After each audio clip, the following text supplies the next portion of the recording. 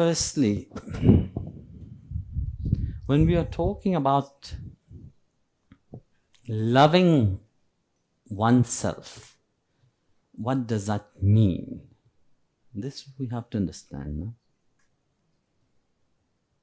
What does that mean? There's two ways of looking at it. So who are you loving firstly? Which self are you loving? The external self, which you call yourself, or the inside, which is called yourself? No? You have two aspects, no? Two personality. One personality which you know, and another personality which you don't know. So which one you are talking about loving? How can you love something that you don't know? Huh? This is the thing, you see. The first, when we are talking about loving oneself, firstly, it's refer to the physical aspect first. The one you know firstly. Because the one that you know, you can easily love him. No? Because you love your mind, yes or no? You like to listen to your mind. You like to listen how your mind dictates you. So you love your mind so much. No? You love all your senses very much. Because when the senses is very agitated, running into the outside, you like to entertain it. No? So that's what you know. But this is one aspect of the outside. But there's another aspect of the outside also, which everybody have, but they keep it for themselves. The expression of who you are truly. Nobody knows you apart from yourself. You know, because everyone have a certain reality which they keep for themselves.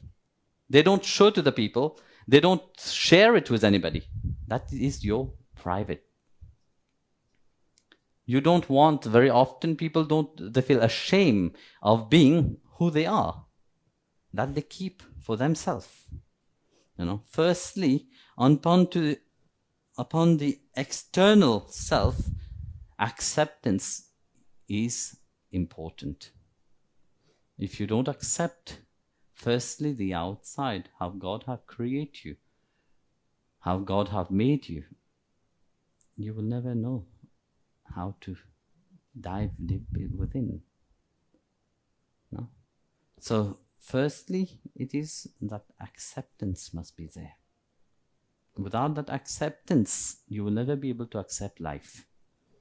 If you don't accept yourself, how would you accept anybody else? Can you? Can you accept God, which you don't know?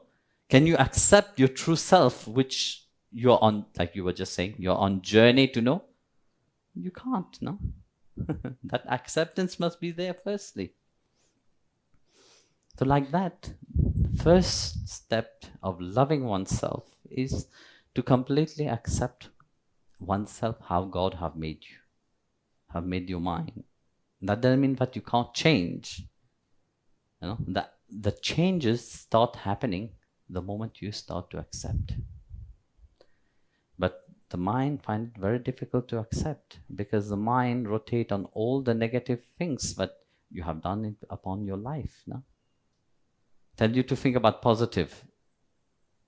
What happened? You can't.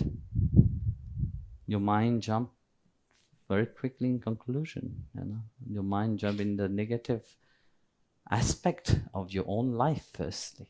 And that negativity you project it on everything else. Though all this happen only when you learn to accept yourself. When you accept yourself, then you will be able to transform. Then the second acceptance, the second is to love the true self. And how to love the true self? To be able to love the true self, you have to get to know the true self. You have to let that true self awake. No? So, how to get to know? the true self. With the mind which is so agitated, the mind which is so flickering, like in the Gita, Bhagavad Krishna, chapter 6, verse 19 of the Gita, Lord Krishna said, a flickering, and a mind, a flame which is sheltered, don't flicker. Just as someone with self-control, the mind is not flickering around, it is steady. To attain to that level, where Bhagavan is saying, it is a journey. It is not an external journey, but it is an internal journey. For example, when he's talking about that, when you take a flame, when you observe like a flame, a flame is always flickering when it is in the wind. But the flame, when it is sheltered, does it flicker? No, it is flickering. The observance of it, it's very important. When you observe a flame, the tip of the flame is always flickering. The flame itself appeared not flickering, but the tip flickers so fast that it appeared steady. No? So this is how, that mind must become. For the self to reveal, the mind must transform. There's nothing else that need to be transformed. It's only the mind must be transforming. Everything else will get transformed when the mind is transformed.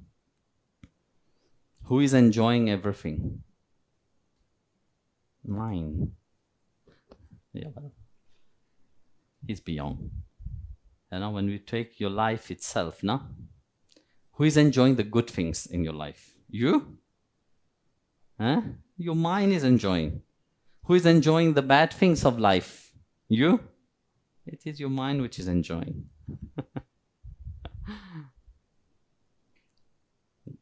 So, like that, you see, when the mind is fully controlled, then the self will reveal itself. The self itself is bliss. And that blissful state, once you have attained, once you have tasted that nectar, you can be anywhere, even in the midst of a marketplace. Nothing can move you. Love is a key for that. Not that love that people call love. This is not love. That blissful state of love. You see, people love today, and tomorrow they don't love. They find somebody else. Why? Because they search for that feeling of love. So, love is that blissful state that nothing can satisfy you.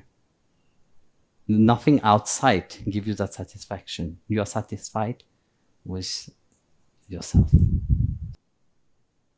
The mind pause. The mind steady. The mind don't flicker.